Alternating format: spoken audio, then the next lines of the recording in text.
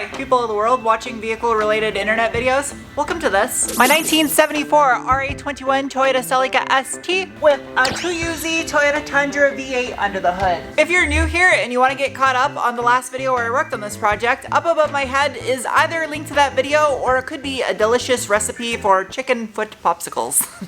Without further ado, back to work. The starter that I have in the engine right now came on one of the junkyard engines I bought. It's a genuine Toyota Denso one, but I don't know how many miles were on that engine and I don't want to take a chance. Preventative maintenance is the best type of maintenance. It looks like a 12. And the odds are this will probably never need to be replaced. Starter's free. It looks like it's in excellent condition, but again, this starter came out of a junkyard engine with unknown mileage. So I bought a genuine remanufactured Toyota Denso starter. Nice little reassurance knowing that there'll be a brand new starter inside here, since it's not exactly easy to access. Whilst I'm in this vicinity, where's my Sharpie and my tape measure? There's something else I want to address in this area. In the last video, I got the engine back in the car, but I've yet to do the same with the transmission.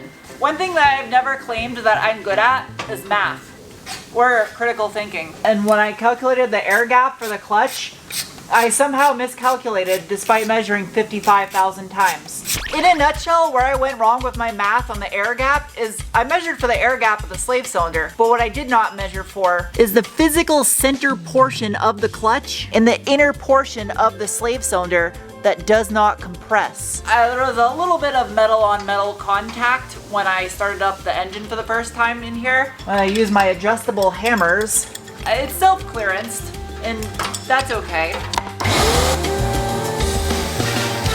As you can see, my failed math equation resulted in grindy and catastrophic failure of the way this is machined. Because I suck at math, I got a brand new genuine Celica slave cylinder. It is not supposed to be two pieces. Thankfully, I had enough wiggle room in the measurements for the air gap that I was able to remove the spacer, which gained enough clearance so that I would no longer have metal on metal contact while still keeping the air gap measurement kosher. And that is now good to go. It's a little bit of trial and error. I mean, it's not like there's an instruction guide to sticking a Toyota Tundra engine in a 74 Celica.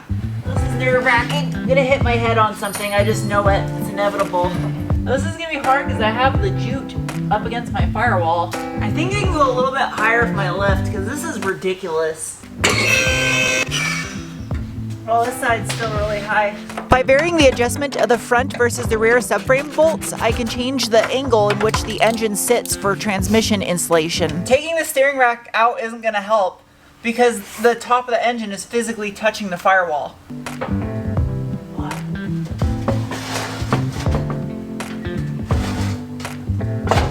I got it. This transmission goes in so easy now. It's awesome. It's actually not that hard to do the engine transmission on this car. Says someone who's done this a dozen times already. This right here is why I'm so happy that the starter is under the intake manifold, because if it were on the side of the engine or the bell housing right here, there's no way I'd be able to run an exhaust out the side of this car. There's no room anywhere else for the header. I don't know if I can get the top bolts because I have all that jute up there so I don't scratch my firewall.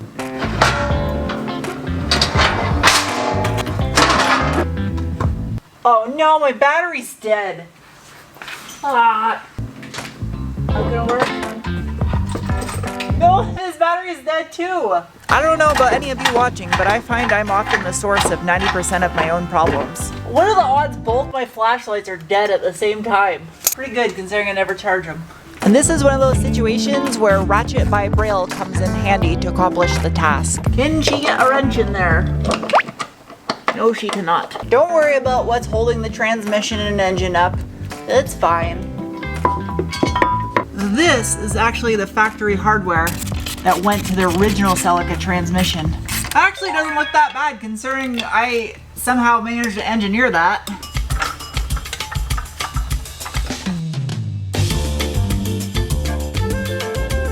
Why, hello there. Welcome to the following day. I forgot I turned that thing on to record. I don't need this anymore. That did its job. In these packages are multiple solutions. Let's see. Ooh, I like this. Well, that's crazy looking. This is a piece of heater pipe. That's like a perfect height right there. And then this way, I would just need a coolant hose to go like that. Oh, that's sweet. Option B, and the most likely option, and then it's the same thing on the inside, it attaches the heater core just like the factory one did. The factory was a rubber hose down inside the dash like that. I have been trying to capture this on camera for the longest time now, but if you look at the bottom of your screen right now, the fender in contrast to the top painted surfaces of the car, do you see how it goes from a brownish reddish up here down below to a yellowish greenish? That's the flop in the pearl that is super hard to capture on camera. So I should keep these wires nice and still. Because I don't want my wire harness wiggling around and rubbing and chafing inside the engine bay, I'm using these little Christmas tree plastic clips, just like they would have from the factory. I added one right here, and right here for the knock sensor and the starter wire. Now that I've addressed everything within the belly of the block, the intake manifold and fuel rails can go on for the final time. Hopefully. I hope I didn't just jinx myself. Oh, am I gonna hit my camera? Yeah, that could have ended bad. Oh, I don't know if my crossmember modification was useful or not. The whole thought process behind my front crossmember modification was that I wouldn't have to pull off the harmonic balancer to drop the engine all the way down into my little makeshift surface position. I think that's about as far right there as you'd be able to drop it like it's hot.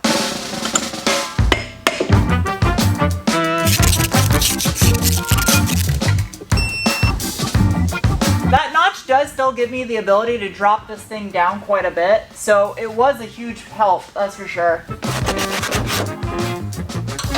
Oh, this belt's gonna be a pain in the ass to get back on, is it?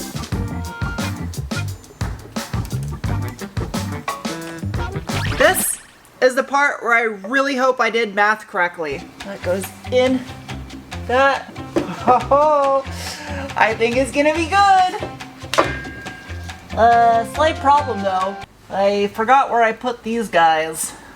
That's gonna be fun trying to find. You can see the drive shaft shop did their math as well, so there's room for this to move. Gotta put the car on the ground though and see. A problem I keep running into, and this is my fault and also just the lack of space I have in here, is I probably spend a good hour and a half a day looking for parts because I don't remember where I put them a year and a half ago. What I can do whilst I'm in this vicinity though, this is the opposite side of the equation of automotive entertainment, where instead of having things that are all scripted and fake and a giant advertisement for parts, you instead have mass confusion and just shit show.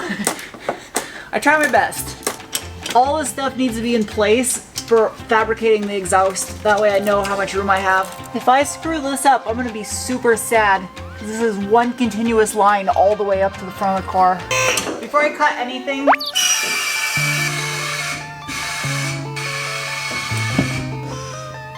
I'd say that's perfect. The suspension barely moves on this car. Parts arrived. Dana, Spicer. In order to fabricate an exhaust system for this car, I needed to have the drive shaft mounted in its final location as it runs just to the right side of the transmission tunnel, accommodating room for an exhaust mid-pipe.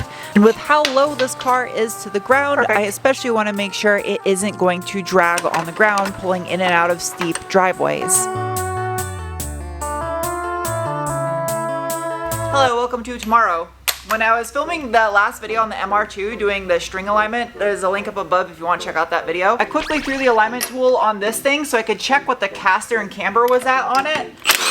And this, as it is right now, is currently sitting at 2.1 degree of caster, which results in hitting the front of the fender. And I'm definitely not hacking up this flare or the fender anymore. We're talking only millimeters of clearance extra that I need. So by rounding off the corner of the tire by going slightly taller and slightly narrower on that 8-inch wheel, and also flopping my camber plates, I think I can do it. I did plan for this and I knew I might run into this issue.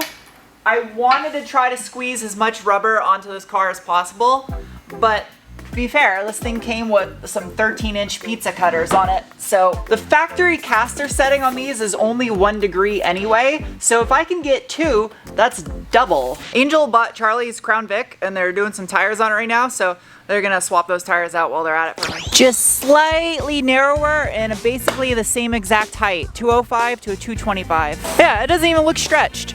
Hopefully that will make the difference. There, this is a massive time saver with their help. So there's actually 2 parts to this equation.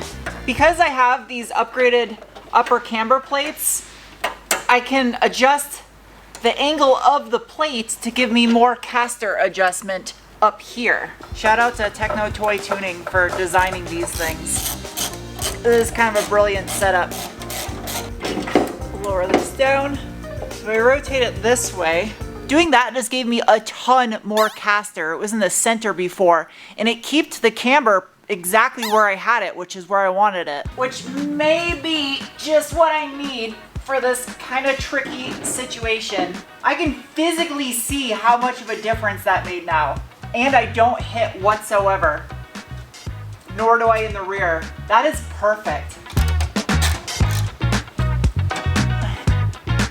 Perfect. The 205/50 still has a nice meaty look to it, although it's not as wide as the 225/45. It doesn't look rubber bandy on here. From the factory, this did have a little inner fender panel, so that way you don't get crap all in your door jamb. Even though this is technically a factory-ish part, TRD, Toyota Racing Development fender flares, there is no inner fender liner that works with those. So, I'm gonna make some.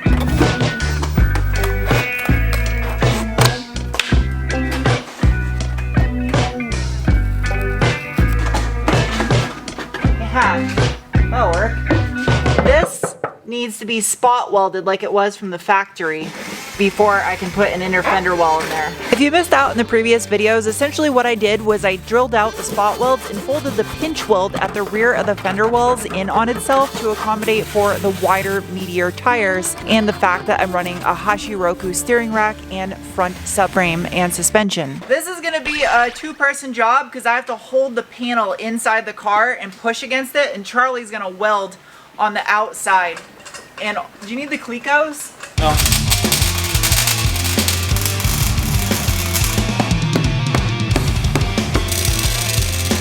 Is it tacked? Yes, it's tacked. Breathing that cat shit. It was easier to take the fender off since it was just held on with a bolt to get the inside right here, the back edge. While all it needed was tacks, technically, went a little bit above and beyond and sealed the entire seam up with weld. So it's kind of a structural weld now, chassis improvement. It smells like someone microwaved a s'mores Pop-Tart for 4 hours and 16 minutes. And I don't think it's safe for a living object to be inside this vicinity. I could do this whole area black texturized bed liner like the inner fender well, but this is going to be behind a plastic inner fender liner, which you saw me make the cardboard template for earlier. I had to obviously order the materials. Now I know how much I'm going to need. This side paint. What is it? It doesn't matter. While the stuff doesn't make much of a mess since it's so thick, I still need to construct Dexter's laboratory just to keep the overspray to a minimum. 3 parts of the bed liner, 1 part of the hardener, and Bob's your uncle. How many Bobs are watching right now? It'd be funny if all of the Bobs commented. So I'm gonna do up to the 6. And I'll do this up to the 8.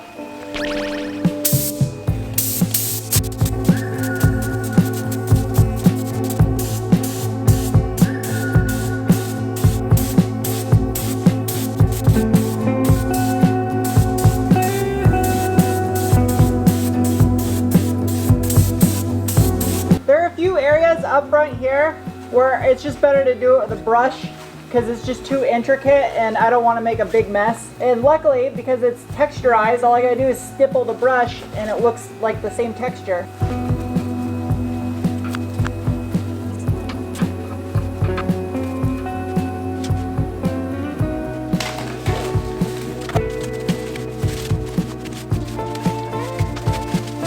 Hello, welcome to the following day.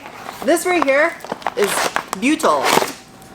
Hopefully I have enough. Per the Toyota tech data, this is required between the front fender and the body of the car to prevent corrosion. This is the same stuff you use on windows, and it's a little tricky to work with. It's super thick. I don't think I'm gonna have enough. I think I have to order some more of this stuff. When I stripped this car down to bare metal, the old material that was between these front panels was a pain to remove. That's on there. But also, it did its job because it made it 50 years without getting any major corrosion in between these two panels. There, all along the underside of the fender, which I sprayed yesterday. So I stuck it in this channel. I'm gonna get it hot. And then I'm gonna remove the fingerprints from my thumbs and fingers and do this for about 45 minutes to an hour per fender.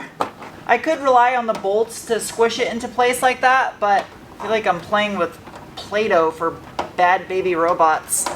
Well, it's sticking to my fingers already. I mean, actually, it slides pretty easy.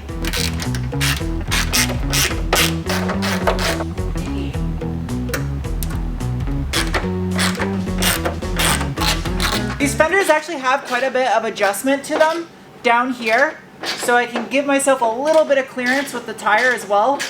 Lock to lock. That's more steering angle than this car is even gonna have.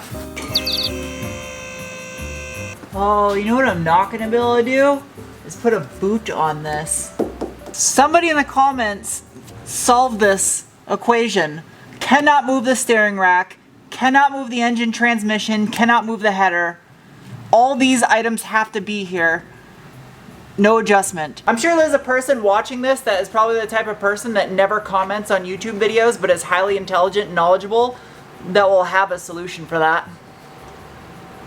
I just singled you out. I can't even really wrap these headers because of how close the collectors are to one another, and that would also take up a ton of space. I mean, keep in mind this thing is on solid engine mounts, so there's not gonna be a lot of movement here, but that's really close. 6 inches long, tie rod side, 10 mil, 35 mil on the big one, which is 1.38 inch. Next conundrum solved, possibly. If you remember, I made this little bracket to mount my dual fuse boxes. So I got some little Teflon spacers. Make sure I get this squared. The alternator, 125 amp. And then the top one, 60 amps, is for the fuse box, using my invisible workbench right now. So all my other ones are full of junk. My weatherproof high current fuse box. I was gonna use one of those rubber bushing mounts, but the way they're designed, it still would be the same metal on metal type of contact situation because of the inner washer inside the rubber. So I decided to go with the Teflon. Honestly, it's not that big of a deal with where this is mounted. Now this has to thread in. Maybe if I thread the bolts from the back side, kind of like a stud. Not the most accessible area in the world. That's nice. That's solid. You can get a better look at it by sticking your head up a bull's ass, but you can take the camera's word for it that that looks good. There's ample space behind there, so you don't have to worry about corrosion and junk building up. Next video I do on the Celica is gonna be a lot of stuff of final assembly in the engine bay and also the heater. Now I got those pipes, and then fabricating the exhaust. All right, thank you guys for watching. I'll see you soon with another video. Bye.